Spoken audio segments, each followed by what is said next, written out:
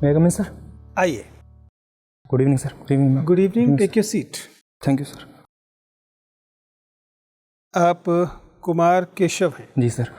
केशव, आप हिंदी में बातचीत करना पसंद जी करें? सर। केशव, आपने शायद महसूस किया होगा कि हमने कोविड को लेकर कई कदम उठाए हैं ताकि आप सुरक्षित रहें और बाकी लोग भी सुरक्षित रहें। परिणाम ये है कि आप इस कमरे में मौजूद किसी भी व्यक्ति से सुरक्षित दूरी पर हैं। इसका लाभ आप ये उठा सकते हैं कि यदि आपको लगता है कि आप बिना मास्क के ज़्यादा सहज रहेंगे तो आप अपना मास्क हटा भी सकते हैं। हटाना चाहेंगे? जी सर। हटाइए। Thank you sir. कंफर्टेबल है? बातचीत शुरू करें? जी सर। ठीक है, तो सबसे पहले तो कुमार केशव जी, आप अपना परिचय बोर्ड मेंबर्स को दीजिए।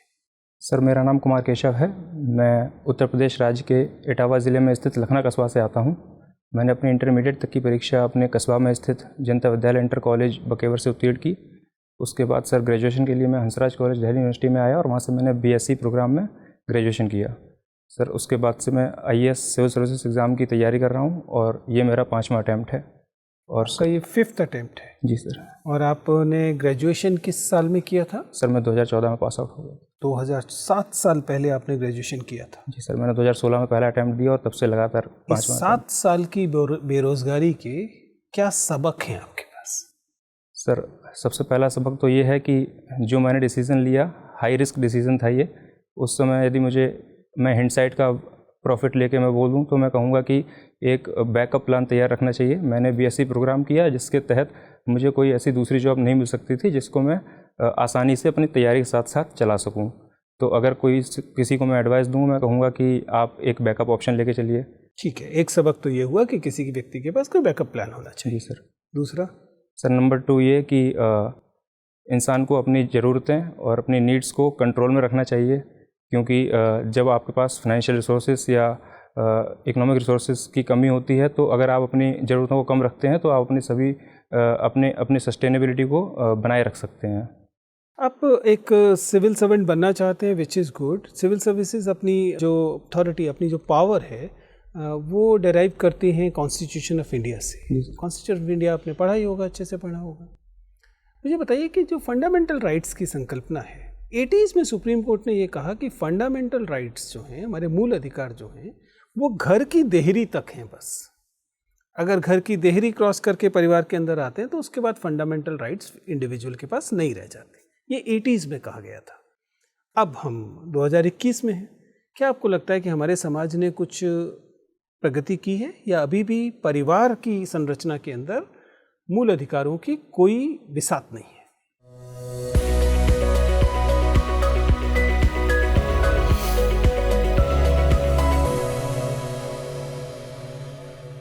सर निश्चित तौर पर मैं यही कहूँगा कि अब जो 80s के बाद जो आज का दौर है, काफ़ी सोशल चेंज हुआ है और फैमिलीज़ में चेंज आया है। जो फैमिली में पेरेंट चाइल्ड रिलेशन है, जो स्पाउस रिलेशन है, उसमें चेंज आया है। तो अब हम ये नहीं कह सकते कि जो परिवार है, जो घर है, उसकी दहलीज के अंदर कोई राइट्स नहीं होंगे। नहीं, कोई राइट तो रह रहे, बहुत सारे राइट्स होंगे। बात है कि मूल अधिकार होंगे कि नहीं, राइट टू लिबर्टी होगा कि नहीं, राइट टू इक्वालिटी होगा कि नहीं? सर बिल्कुल निश्चित तौर पर होना ही चाहिए। राइट टू इक्वालिटी या फ्रीडम ये तो उस समय भी कहा था चाहिए, है कि नहीं ये बताइए। सर समाजशास्त्र है ना आपका विषय? जी सर, इसीलिए पूछ रहा हूँ। सर यदि सोशल रियलिटी की बात करें, जो अभी यथार्थ की अगर बात करें तो सर वो बहुत कम है। जो डेमोक्रेसी है वो पॉलिटिकल डेमोक्रेसी हमारे यहाँ है, लेकिन सोशल डेमोक्रेसी जो फैमिली के अंदर होनी चाहिए, जिसमें लिबर्टी, इक्वालिटी और फ्रीडम जैसी जो धारणाएं हैं, इनसे जो एक माइंडसेट बनता है, वो माइंडसेट अभी बहुत कम है। और अभी हम फैमिली के अंदर कह सकते हैं कि या तो कल्चरल इम्पैक्ट से या फिर माइंडसेट की वजह से कहीं ना कहीं एक मिश्रण दिखता है पुरानी जो सोसाइटी, जो पुराना समाज था, ट्रेडिशन का भी और थोड़ा सा मॉडर्निटी का भी। तो ये जो 40 साल के बाद भी परिवारों में अभी तक मूल अधिकार नहीं पहुँचे, तो क्या करें? परिवार बदले जाएं या हम संविधान ही बदल दें? सर संविधान बदलने की ज़रूरत नहीं है। संविधान तो एक ऑर्गेनिक डॉक्यूमेंट है, वो अपने हिसाब से लिविंग डॉक्यूमेंट है, वो चेंज हो ही रहा है। लेकिन सर परिवार में जो रिलेशंस हैं, जैसे हस्बैंड वाइफ का रिलेशन है, पेरेंट चाइल्ड रिलेशन है, उनमें चेंजेस लाने की ज़रूरत है। और वो इंस्टीट्यूशनल वे में भी किया जा सकता है, और साथ ही साथ जो एक सोशल चेंज, माइंडसेट चेंज होता है, जो एक अवधारणा चेंज होती है कि किस तरह से कोई पति अपनी पत्नी से व्यवहार करे, किस तरह से बच्चों को फ्रीडम दे, वो यदि चेंज होगा तो सर फैमिलीज ज़रूर ही एक सिंक्रोनाइज हो सकेंगी कॉन्स्टिट्यूशनल मोरालिटी के साथ। चलिए, थैंक यू सर। केशव, उपभोक्तावाद क्या होता है? सर कंज्यूमरिज्म सर एक तरीके की आइडियोलॉजी है जिसमें इंसान ज़रूरत से ज़्यादा जो उसकी नीड्स हैं, जिससे कि वो सस्टेन कर सकता है, उससे ज़्यादा कंज्यूम करता है। और ये एक मॉडर्न कैपिटलिस्टिक सोसाइटी की एक पहचान है, उसकी एक रिक्वायरमेंट है।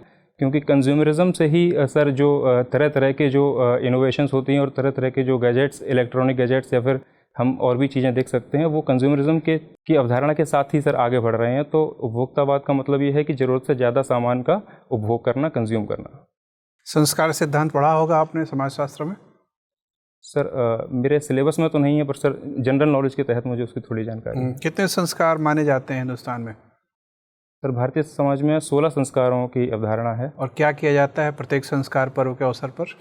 सर कुछ रिचुअल्स होते हैं, उन रिचुअल्स को फॉलो किया जाता है। और ये सर जहाँ तक मैं जानता हूँ गर्भाधान संस्कार से शुरू होकर अंत्येष्टि संस्कार पर जाकर ख़त्म होता है। बीच में विवाह संस्कार भी आता है? जी सर। तो विवाह संस्कार के अवसर को कैसे मनाया जाता है भारतीय समाज में? सर विवाह संस्कार जो भारतीय प्रिडोमिनेंटली हिंदू सोसाइटी में देखे जाए तो कई सारे रिचुअल्स होते हैं। इसमें कई सारे इंस्टीट्यूशंस हैं, सप्तपदी है जिसमें 7 फेरे लिए जाते हैं, और वचन की प्रथा है। सर मेरी जानकारी के तहत क्या समाज का आचरण उपभोक्तावादी होता है ऐसे अवसर पर? जी सर, बिल्कुल हम कह सकते हैं कि नीड्स से तो ज़्यादा ही कंज्यूम किया जाता है। और अंत्येष्टि संस्कार के अवसर पर भी आचरण उपभोक्तावादी है। तो उपभोक्तावाद का संबंध सिर्फ पूंजीवाद से और पश्चिमी संस्कारों से है, या हमारे जो परंपरागत संस्कार हैं वो भी बुनियादी तौर पर उपभोक्तावादी चेतना को पनाह देते हैं? सर जो हमारे बुनियादी पारंपरिक जो संस्कार हैं उनकी यदि हम मूल धारणा में देखें तो सर मैं समझता हूं कि उसमें कंज्यूमरिज्म का उतना इन्फ्लुएंस नहीं है जितना कि उसे जो वेस्टर्नाइजेशन का जो इम्पैक्ट हुआ है उसके साथ मिलकर हो गया है। यदि हम अपने संस्कारों की बात करें तो हम उसे सर बिना उपभोक्तावाद के भी निभा सकते हैं, लेकिन अब जो मॉडर्निटी निभा सकना तो एक सैद्धांतिक संभावना है, व्यवहारिक तौर पर होता क्या है? जी सर, व्यवहारिक तौर पर हमारे जो संस्कार हैं वो भी हमें कंज्यूमरिज्म की तरफ धकेलते ही हैं। अच्छा, आजकल कंपनियां अपना सामान बेचने के लिए बच्चों को लक्ष्य बनाती हैं और बच्चों के माध्यम से वो परिवारों के ऊपर एक दबाव बनाती हैं कि वो ऐसी चीज़ें खरीदें जो परिवार के ज़रूरत की नहीं है। ऐसी स्थिति में आपको क्या लगता है छोटे उम्र के बच्चों को कितनी स्वतंत्रता पारिवारिक परिवेश में मिलनी चाहिए? सर अगर बात कॉन्सेप्चुअली चाइल्ड फ्रीडम की करी जाए तो विद इन फैमिली सर जो चिल्ड्रन हैं 18 से कम आयु के जो लोग हैं उनके लिए सर जो एक मेंटल कैपेबिलिटी होती है अपना अच्छा बुरा समझने की, वो सर परिपक्वता उस उम्र तक नहीं आती है। तो सर वहाँ तक तो पेरेंट्स का, बड़े भाई बहन का सुझाव और उनकी एडवाइस ज़रूरी ही है। तो सर वहाँ पर फुल एब्सोल्यूट फ्रीडम तो नहीं दे सकते हैं, और एब्सोल्यूट फ्रीडम की बात तो हमारा संविधान भी नहीं करता है। तो सर मैं समझता हूँ कि बच्चों को तो ज़रूर ही पेरेंट्स के एडवाइस, उनके सुझाव और उनकी ज़रूरत पड़ने पर डांट फटकार के तहत ही जो फ्रीडम दी जानी चाहिए वो उसके तहत ही होनी चाहिए सर। अच्छा, वैश्वीकरण की प्रक्रिया जब से चल रही है, वैश्वीकरण की प्रक्रिया तो लोग दावा करते हैं कि प्राचीन काल और मध्यकाल में भी चली, लेकिन 1995 से जो एक आधुनिक प्रक्रिया चल रही है उससे भारतीय अर्थव्यवस्था पर और भारतीय सामाजिक सांस्कृतिक व्यवस्था पर क्या असर पड़ा है? संक्षेप में बताइए। सर बहुत ही मल्टी डायमेंशनल, बहुत व्यापक असर हुआ है। 2 अच्छे असर बता दीजिए, 2 नकारात्मक प्रभाव होता है। सर इकोनॉमी पे अगर हम देखें, भारतीय इकोनॉमी पे, तो नंबर 1 हमारी इकोनॉमी ग्लोबल इकोनॉमी से इंटीग्रेट हुए है। हमारे जो मैन्युफैक्चरिंग है, जो इनोवेशन है, ये बड़ा है। ग्लोबल वैल्यू चेन्स में हम अपनी जगह बना पाए हैं। और नंबर 2 सर हमारा जो एक्सपोर्ट्स है, सर्विसेज एक्सपोर्ट्स है, ये बहुत बड़ा है। उससे हमारे जो ग्रोथ और इकोनॉमिक प्रॉस्पेरिटी है वो बढ़ी है। यदि नेगेटिव की बात करूं तो इकोनॉमी में सर पहला तो ये कि जो ग्लोबलाइज्ड इकोनॉमी होती है उसमें अगर ग्लोबली कोई भी क्राइसिस कहीं पर भी आता है तो उससे आप अछूते नहीं रह सकते, वो आपको अफेक्ट करता ही करता है। और नंबर 2 सर, जो सोशोलॉजी में एक कॉन्सेप्ट हम पढ़ते हैं उसमें कहा जाता है ये जो ग्लोबलाइजेशन है ये इक्वलिटेरियन बेसिस पे नहीं है, इसमें कहीं ना कहीं एक वर्ल्ड सिस्टम बना हुआ है जहाँ पर डेवलप्ड कंट्रीज़ एक तरफ हैं और डेवलपिंग कंट्रीज़ एक तरफ हैं, और उसमें हैव्स और हैव नॉट्स के किस्म का एक सिस्टम बना हुआ है जहाँ पर हाई टेक्नोलॉजी हाई इनोवेशन वाली सारी मैन्युफैक्चरिंग होती है डेवलप्ड कंट्रीज़ में, और जो डेवलपिंग कंट्रीज़ हैं वो सिर्फ ब्रेन ट्रेन और अपने जो रॉ मटेरियल्स हैं वो एक्सपोर्ट करते हैं। इसका मतलब है कि स्वतंत्रता और खुलेपन के साथ साथ विषमता बढ़ी है, आर्थिक स्वतंत्रता बढ़ी है और हम दुनिया से जुड़ भी गए हैं, ओपन हो गए हैं, लेकिन जैसे जैसे हमारा इकोनॉमिक ऑर्गेनाइजेशन लिबरलाइज होता जा रहा है और ओपन अप होता जा रहा है, वैसे वैसे देश के समाज में इनइक्वालिटी बढ़ती जा रही है। जी सर, बिल्कुल, ये मैं इससे पूरा सहमत हूँ। अभी जो ऑक्सफैम की रिपोर्ट आई थी उसमें भी यही कहा गया, कोविड पैंडेमिक के दौरान भी यही देखा गया। इस सत्य को देखते हुए क्या लगता है कि हमें स्वतंत्रता की सीमाएं तय करनी चाहिए? क्या लिबरलाइजेशन की कुछ लिमिट्स होनी चाहिए ताकि समाज पर अवांछित असर न पड़े?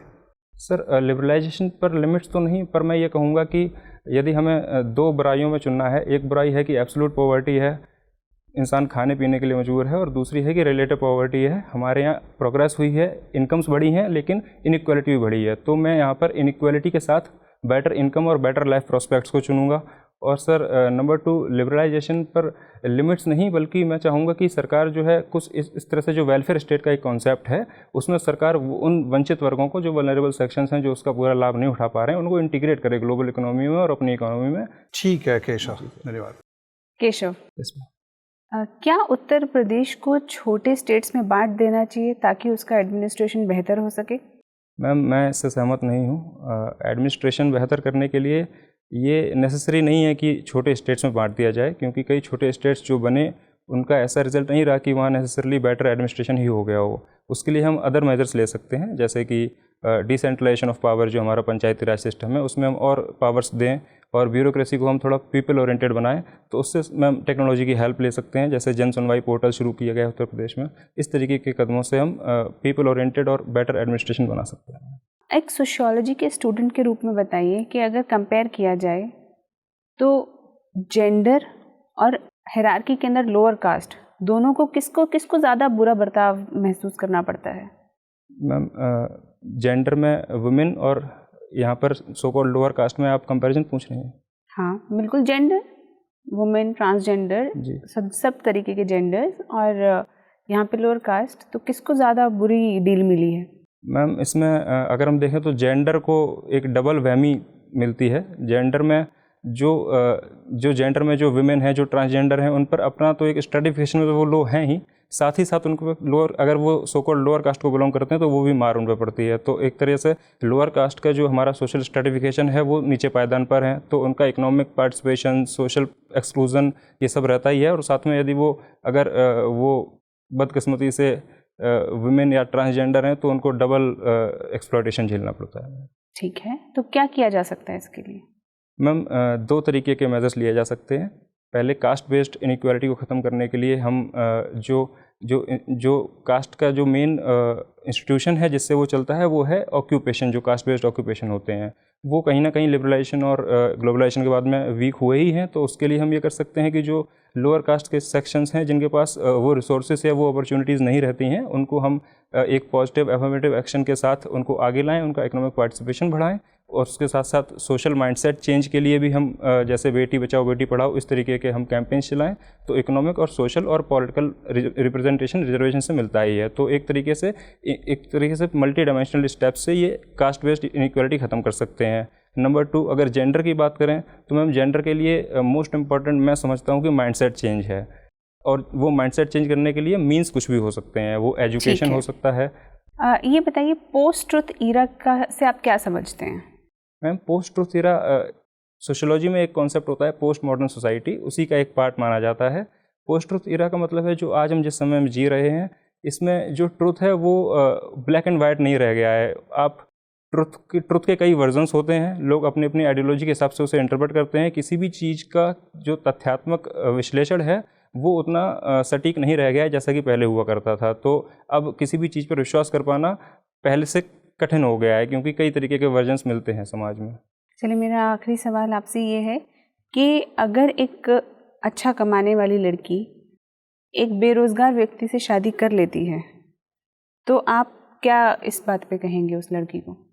मैम ये तो उस लड़की की चॉइस है, अगर उसे वो अपने जीवन साथी के रूप में पसंद आ रहा है तो वो कर सकती है। उसके कुछ भी कारण हो सकते हैं, वो लड़का तैयारी कर रहा है या वो लड़का अभी रोज़गार नहीं पा पाया है या वो अपना स्टार्टअप खोलना चाह रहा है, इसमें तो कुछ भी हो सकता है, वो तो उसकी चॉइस है मैम। मेरे को तो वो काम करना ही नहीं चाहता है, तो मतलब बेसिकली उन्होंने ऐसा डिसाइड किया है कि वो कमाएगी और वो घर पे रहेंगे। अगर वो दोनों को इसमें कोई प्रॉब्लम नहीं है तो मुझे भी कोई प्रॉब्लम नहीं है मैम, ठीक है। ये तो इसमें कोई परेशानी मुझे नहीं दिखाई देती है, क्योंकि अगर हम सालों साल एक ऐसी प्रथा चला सकते हैं जहाँ पर लड़का कमाएगा और लड़की घर पे रहेगी, तो अगर किसी को इंडिविजुअली ऐसा लग रहा है कि लड़की कमाए लड़का घर पे रहे तो वो उनके लिए ठीक है। Thank you Keshav. Kumar Keshav ji, cooking Indian food आपकी मतलब हॉबी है? Sir mainly North Indian food में। नॉर्थ इंडियन फूड, घबराइए मत, फूड से मैं कुछ नहीं पूछूंगा। अच्छा, जो हम यूज़ करते हैं पैन्स वगैरह, या वो किस मटेरियल का सबसे बेहतर होगा खाने के लिए पॉइंट ऑफ व्यू से? मतलब एल्युमिनियम, स्टील और नॉन स्टिक और क्या क्या यूज़ करते हैं, सबसे बेहतर क्या होगा? सर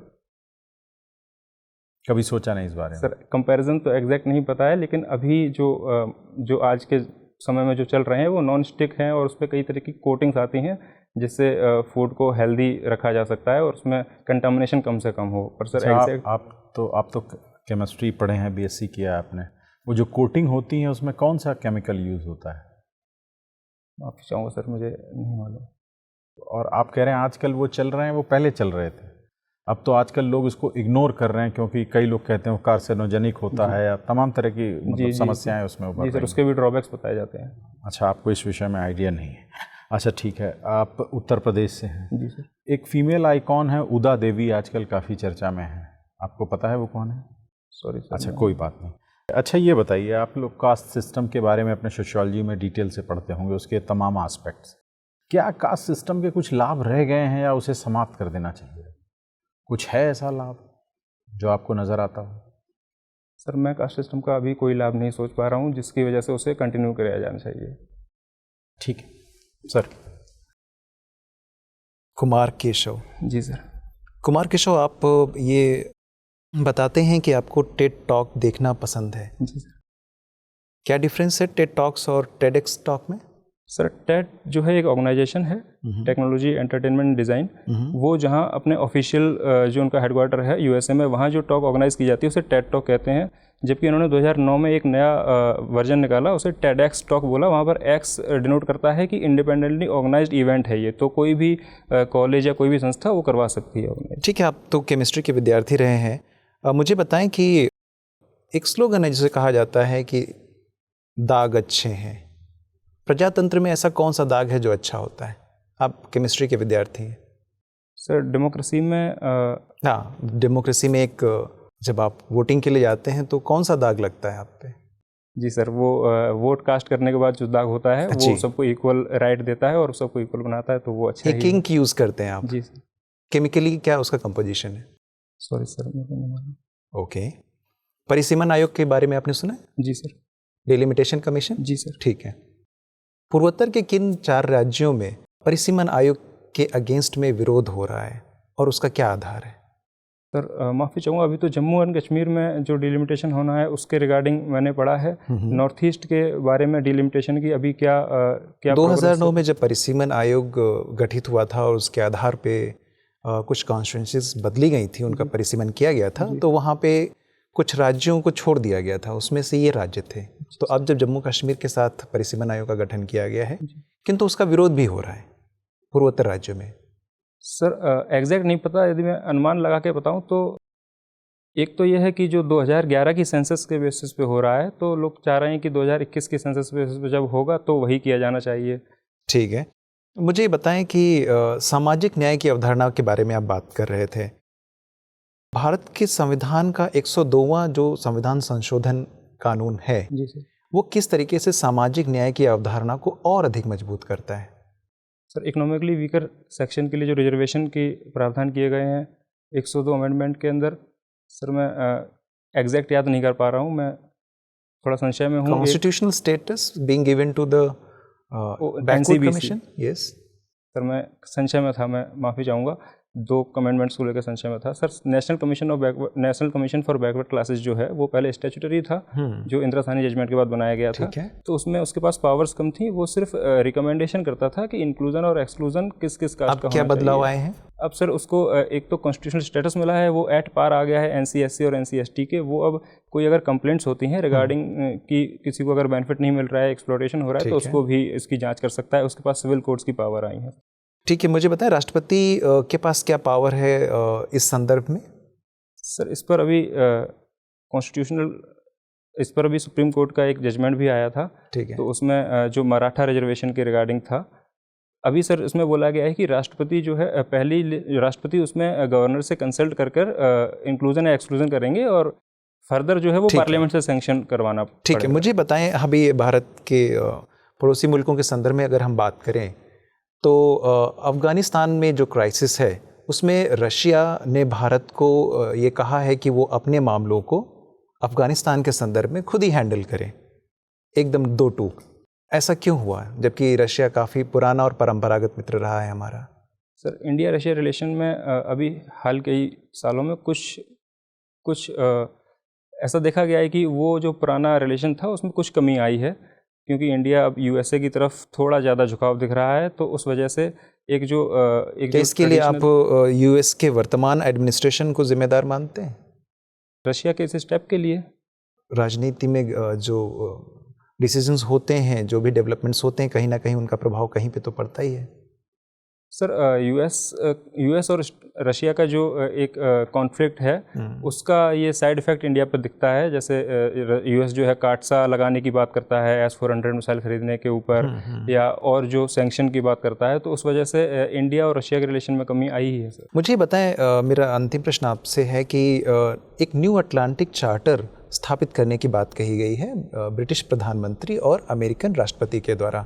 न्यू अटलांटिक चार्टर अभी हाल ही की मुलाकात में क्या है, इसके 3 प्रमुख बिंदु क्या हैं? एग्जैक्ट पॉइंट्स तो मुझे नहीं मालूम है, लेकिन एक ये जो वेस्टर्न लेड लिबरल ऑर्डर जो था, जिसका कहीं ना कहीं एक डिसइंटीग्रेशन देखा गया और उसमें कमी आते देखी गई, तो उसको रिन्यू करने के लिए और जो नए ग्लोबल चैलेंजेस हैं उनसे डील करने के लिए हाल ही में अमेरिका ने ह्यूमन राइट इश्यूज़ को लेके एक देश के साथ अपनी कूटनीतिक जो उनकी कार्यप्रणाली है, संबंध है, उसको दोबारा से पुनर्विचार उस पर किया है। आसियान बेसिकली वो म्यांमार के संदर्भ में उन्होंने ये बात करी है। भारत का क्या मंतव्य है म्यांमार में ह्यूमन राइट क्राइसिस को लेके? सर इंडिया ने जो हमारी फॉरेन मिनिस्ट्री है उसने हमारी विदेश नीति के ऊपर इसके ऊपर क्या सोच रखती है उसको प्रकट किया है। उन्होंने हर तरीके की जो वायलेंस हुई है, जो ह्यूमन लाइफ्स लॉस्ट हुई हैं, उनको कंडेम किया है, उसको बोला है कि ये नहीं होना चाहिए। उसके अलावा सारे जो पॉलिटिकल प्रिजनर्स हैं जो उनकी रिहाई की भी बात की है, और सारे स्टेक होल्डर्स मिलकर एक इसका सोल्यूशन निकालें। ये हमारी विदेश रोहिंग्या क्राइसिस को लेकर भारत सरकार की कोई आधिकारिक नीति है? सर रोहिंग्या क्राइसिस को लेकर हमारी ये नीति है कि हम जो रेफ्यूजी हमारी पॉलिसी है वो हम न तो यूएन कन्वेंशन 1951 के पार्ट हैं, ना ही हम उसके 67 प्रोटोकॉल के पार्ट हैं। हम अपनी रेफ्यूजी पॉलिसी को केस बाई केस बेसिस पे डील करते हैं। तो हमारी विदेश नीति है कि म्यांमार सरकार और अपने ये इंटरनल इशू को अपने डेमोक्रेटिक तरीके से सॉल्व करे। ठीक है सर। ओके कुमार केशव, मुझे बताइए कि आपने मेंशन किया कि आप हॉस्टल सेक्रेटरी हुआ करते थे। जी सर। ये राजनीतिक जो आपके झुकाव हैं ये सिर्फ हॉस्टल सेक्रेटरी होने तक हैं या थोड़ा बहुत और ज़्यादा ऊंची एस्पिरेशंस भी हैं कुछ? नहीं सर, ऊंचे एस्पिरेशंस तो सिर्फ अभी सिविल सर्विसेज एग्ज़ाम के पास कर IAS ऑफिसर बनने के हैं। बाकी सर जो राजनीतिक झुकाव की बात है, तो जो मैं हॉस्टल सेक्रेटरी था सर, वो एक बहुत ही छोटा 200 बच्चों के बीच का इलेक्शन होता था। उसमें कोई राजनीतिक पार्टी या इस तरीके का कोई। दिल्ली विश्वविद्यालय में जो हॉस्टल्स को लेकर अलग अलग संगठन काम करते हैं, उनमें पिंजरा तोड़ का नाम बार बार आता है। इस संगठन की हॉस्टल्स के नियम कायदों को लेकर क्या समझ है और ये चर्चा में क्यों? सर पिंजरा तोड़ एक कैंपेन शुरू किया गया था, जिसके तहत जो एक्टिविस्ट हैं वो ये कहते हैं कि जो हॉस्टल के रूल्स हैं वो जेंडर बायस्ड हैं। वो कहीं ना कहीं जो गर्ल्स स्टूडेंट्स हैं उनकी मोबिलिटी, उनके फ्रीडम पर रिस्ट्रिक्शन लगाते हैं। तो वो उस तरीके के नियमों को एक समान करने और लिबर्टी और फ्रीडम के लिए इस तरह से कैंपेन चलाया गया था। आप तो हॉस्टल सेक्रेटरी भी रहे थे, तो जो बॉयज़ हॉस्टल होते हैं उनकी गर्ल्स हॉस्टल के संबंध में इन मांगों को लेकर क्या राय विश्वविद्यालय में सामान्यतः देखी जाती है? सर बॉयज़ हॉस्टल में तो यही जो एक आम राय होती है वो ये होती है कि यदि कोई रूल है तो वो एक समान बनाया जा सकता है, उसमें कोई परेशानी या कोई ऐसी फिर प्रशासन को क्या दिक्कत है? दिल्ली तो एक महानगर है, कि राष्ट्र की राजधानी है, उसके बावजूद प्रशासन इस मामले में इस राय से सहमत क्यों नहीं होता है? सर प्रशासन जब किसी विषय को देखता है तो उसका अलग व्यू पॉइंट होता है और स्टूडेंट्स का अलग व्यू पॉइंट होता है। प्रशासन जो कारण बताता है वो कहता है कि वो कई बार सिक्योरिटी या सेफ्टी कंसर्न्स की वजह से भी ऐसे रूल्स को वैलिडेट करते हैं। विद्यार्थी हैं, आप तो जानते हैं कि जब किसी को सुरक्षा के लिए ये कहा जाए कि आपको आपकी सुरक्षा के लिए जेल में बंद किया जा रहा है, तो ये कितना निरर्थक तर्क है। जी सर, ये बहुत ही अनुचित है और दुर्भाग्यपूर्ण स्थिति है हमारे समाज की कि यहाँ पर जो वन हाफ है उसको अदर हाफ से बचाने के लिए घर के अंदर बंद किया जा रहा है। इसमें सर वुमेन का या गर्ल्स स्टूडेंट्स का तो कोई दोष नहीं है, दोष समाज का ही है। और इसमें सर हम आइदर और की स्थिति लेकर नहीं चल सकते, हमें उनकी सेफ्टी के लिए भी मेजर्स करने होंगे और साथ साथ ये मेजर्स भी करने होंगे कि हम जो ये सब स्टेप्स ले रहे हैं इनकी ज़रूरत ही ना पड़े। कुमार केशव, आपने केमिस्ट्री पढ़ी? जी सर। थोड़ी देर के लिए कल्पना कीजिए कि आप एक तत्व एलिमेंट हैं, तो बताइए पीरियडिक टेबल का कौन सा एलिमेंट आप हैं? ऑक्सीजन। ऑक्सीजन, बताइए जरा ऑक्सीजन किस रो में होगा, कहाँ पर, किस कैटेगरी में होगा, किस श्रेणी में आएगा? माफ़ी चाहूँगा सर, मैं याद नहीं कर पा रहा हूँ। टेबल भूल गए? सर बहुत समय बीत चुका है ग्रेजुएशन के लिए, तो मैं माफ़ी चाहूँगा सर। ऑक्सीजन क्यों कहा आपने आपको? अपने इनर्ट गैसेस क्यों नहीं कहा, या फिर हाइड्रोजन क्यों नहीं कहा? सर मैंने ऑक्सीजन इस उद्देश्य से कहा कि ऑक्सीजन का जो काम है वो लोगों को जीवन दान देने का है, और मैं ये समझता हूँ कि यदि मैं एक सफल सिविल सेवक बनूंगा तो मैं कहीं ना कहीं लोगों की इस तरह से हेल्प कर पाऊंगा कि उनके जीवन में कुछ प्रोग्रेस और कुछ। लेकिन कार्बन मोनोऑक्साइड तो जहरीली होती है, अच्छे खासे कार्बन को जहर बना देती है। सर ये संगति के तौर पर देखा जा सकता है, यदि हम अच्छी संगति रखेंगे तो हम अच्छे बनेंगे और अच्छे लोगों की तरह व्यवहार करेंगे और दूसरों का भला भी तो करेंगे। हीरा है, वो केवल ऑक्सीजन की संगति में जहर बनता है। सर यदि हम ऐसा एक डिटर्मिनेशन करें कि हमें एक मोरल और एथिकल जीवन ही जीना है और हमें ऐसी किसी भी चीज़ के पास नहीं जाना है जिससे हमारा जो मोरल कैरेक्टर है वो ख़राब हो और हमारे कोई गलत स्टेप्स हम लें, तो मैं समझता हूँ सर एक कुशल और एक एथिकल जीवन जिया जा सकता है। ठीक है कुमार केशव, आपसे बात करके अच्छा लगा। आपका इंटरव्यू समाप्त होता है, आप जा सकते हैं। Thank you sir.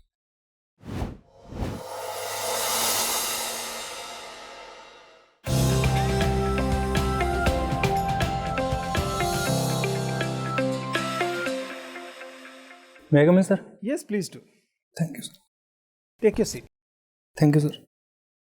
बताइए कुमार केशव, आपके हिसाब से आपका साक्षात्कार आपकी अपेक्षाओं पर कैसा गया है? वे कौन से क्षेत्र हैं जहाँ लग रहा है कि आप ठीक कर रहे हैं, और कहाँ आपको लग रहा है कि और बेहतर हो सकता है? सर मेरे हिसाब से एवरेज रहा।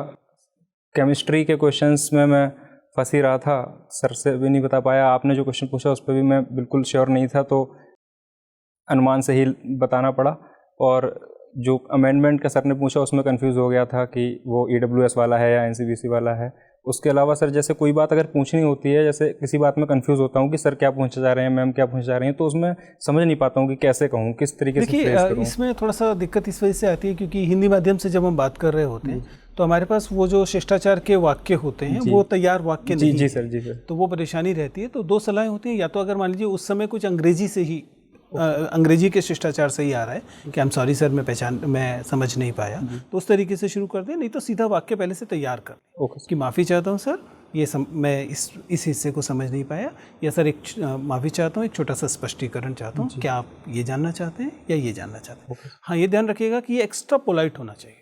सीकिंग क्लैरिफिकेशन, उसमें अगर एक आध शब्द बिना मतलब भी पोलाइटनेस का आ जा रहा है तो आने दीजिए। ठीक है, वो सीधा ऐसा मत पूछिए, ये बताइए, ऐसे मत पूछ लीजिएगा। ऑब्वियसली आप नहीं करेंगे, but I just wanted two point out. Kumar Keshav, मैं कुमार बोलूँ केशव बोलूँ? सर केशव नाम है। केशव नाम है, कुमार बाद में लगाने की जगह पहले लगा हुआ, इसलिए कंफ्यूज। जी सर।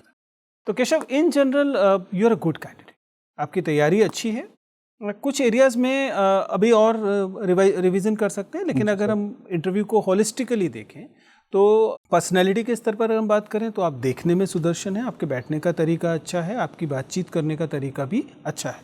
जो सजेशन हो सकते हैं, आई डोंट नो, मुझे लग रहा है कि जूते इसके साथ बहुत अच्छे नहीं जा रहे, लेकिन यू टेक अ कॉल। ऐसे ही अंगूठी को लेकर विचार कीजिए कि आप इतने ही ज्योतिषीय तरीके से जाएंगे या कुछ बदल के जाएंगे। नहीं पहनूंगा सर, उस दिन नहीं। हाँ, उस दिन मत पहनिएगा, ठीक है, नहीं पहनिएगा या कोई और तरीका अपनाइएगा, दिखे ना, क्योंकि जब भी देखिए साधारण सिद्धांत क्या है, एक औपचारिक बातचीत में अगर किसी चीज पर ध्यान जा रहा है तो इसका मतलब है कि वो चीज ठीक नहीं, ठीक है ना, जिस पर अलग से ध्यान जा रहा हो, चाहे वो ज्वेलरी हो, चाहे वो कोई और चीज़ हो, तो उस पर बात काम कर सकते हैं। वैसे आपका बैठने का तरीका अच्छा है, वॉइस लेवल ठीक है, शब्द भंडार ठीक है। हैंड मूवमेंट को लेकर मैं बहुत आश्वस्त नहीं हूँ, उसको आप देख लेंगे कि थोड़ा सा, एक तो आपका प्लेसमेंट भी ऐसा है और मूवमेंट भी है थोड़ा थोड़ा, हाँ, तो उसे थोड़ा कम कर सकते हैं। प्लेसमेंट भी ये वाला मुझे बेहतर लगता है क्योंकि ज़्यादा रिलैक्स्ड है, और इस वाले में ऐसा लगता है जैसे कि कॉम्बेटिव पोजीशन है। आप समझ रहे हैं कॉम्बेटिव पोजीशन का मतलब सर, जैसे कि आप द्वंद्व की भूमिका में है जैसे, तो वो थोड़ा सा, उसे थोड़ा सा हैंडल कर सकते हैं। वैसे ऐसा नहीं है कि कुछ अलग से बुरा लग रहा है, लेकिन चूंकि दिख रहा है इसलिए। आई कांटेक्ट ठीक था, प्रवाह सामान्यतः अच्छा है। विशेष तौर पर अगर हम देखें तो कुछ हिस्से ऐसे हैं जिनमें थोड़ी सी अतिरिक्त तैयारी की जा सकती है। जब भी आपको ओपन एंडेड क्वेश्चन मिल रहे हैं या रचनात्मकता के प्रश्न मिल रहे हैं, उनका मैक्सिमम फायदा उठाइए, ठीक है। अभी क्या कर रहे हैं आप, रचनात्मक या ओपन एंडेड क्वेश्चन को भी लगभग डिफेंसिव तरीके से खेलने की कोशिश कर रहे हैं कि इससे बच के निकल जाएं। आपको होता है एक अच्छे बैट्समैन की तरह हम देख पाते हैं कि ये डिफेंसिव खेलने वाली बॉल है और ये फ्रंट फुट पे खेलने वाली बॉल। अभी आप सभी में लगभग एक ही तरीका अपना रहे हैं कि मैं कम से कम डैमेज से कैसे निकल जाऊं। जबकि होना क्या चाहिए, कुछ चीज़ों पर आप डिफेंसिव भी खेलेंगे, लेकिन ऐसी चीज़ों पर के लिए भी नज़र होनी चाहिए कि ये वो जगह है जिसमें मैं 4 कदम आगे जा सकूं, तो उनका इस्तेमाल कीजिए, ठीक है। जेंडर सेंसिटिव वगैरह पर मुझे आपका पक्ष बहुत अच्छा लगा, सामान्यतः अच्छा है, लेकिन आप ये नहीं कह सकते कि बच्चों को पीटने का हक होना चाहिए। आप समझ रहे हैं दैट एरिया। तो वहाँ थोड़ा सा और ज़्यादा डेमोक्रेटिक दिखने की कोशिश की। आप तो थोड़ी देर पहले तो फैमिलीज़ को डेमोक्रेटिक बनाने की बात कर रहे थे, ऐसा थोड़ी ना। सर मैं ये कहना चाह रहा था कि मतलब एडवाइस और सजेशंस बड़े भाइयों के या माँ बाप के होने चाहिए 18 साल की कम उम्र तक, जब तक लेकिन वो डांट डपट शब्द अपने आप में थोड़ा सा अटकता हुआ, जो मैंने बोला था जी, वो अटकता हुआ शब्द। आप समझ सकते हैं कि वायलेंस को, बल्कि डोमेस्टिक स्पेस में तो वायलेंस को बिल्कुल भी जस्टिफाई जी सर, वो गलत हो गया। बाकी चीज़ें इन जनरल अच्छी है। मुझे आपसे बातचीत करके बहुत अच्छा लगा है। सामान्यतः आपकी स्थितियाँ अच्छी हैं। आपका इंटरव्यू कितनी तारीख को है? सर 5 अगस्त को है। जरा देख लीजिएगा, 5 अगस्त के बारे में स्टडी कर लीजिएगा, हिस्टोरिकल पर्सपेक्टिव, कश्मीर वाला जो, हाँ वो सारी, क्योंकि बार 5 अगस्त रिपीट हुआ है, तो उस पर थोड़ी सी हो सकता है कि किसी का ध्यान चला जाए, ठीक है ना। एक चीज़ पूछना चाहूँगा, जैसे अमेंडमेंट में मुझे याद था कि एनसीबीसी या ईडब्ल्यूएस वाला है, तो उसमें सर पूछ सकता हूँ ये कि सर मैं कंफ्यूज हो रहा हूँ, ये बोल सकता हूँ? मतलब अगर उस समय का माहौल ऐसा हो कि इससे फर्क नहीं पड़ेगा तो बोल दीजिए। आपको वो देखिए, ये ना, इसके लिए कोई तय सिद्धांत नहीं होता, आपको उस समय पर जज करना होता है कि ये एक अच्छा तरीका है कि नहीं। आप ये कह सकते हैं कि मान लीजिए 2 में से एक है, तो एक फेयर चांस है। कहना सर मुझे जहाँ तक याद आ रहा है कि यदि ये नहीं है तो ये है। अच्छा, तो अब हो गया, मतलब क्लियर हो गया कि ये होगा, नहीं होगा तो बात होगी। सेंटेंस का फ्रेमिंग ऐसे हो सकती है ना कि यदि ये नहीं है तो फिर ये, बात कर समझ। बाकी चीज़ें इन जनरल अच्छी है, ठीक है। All the best. Thank you.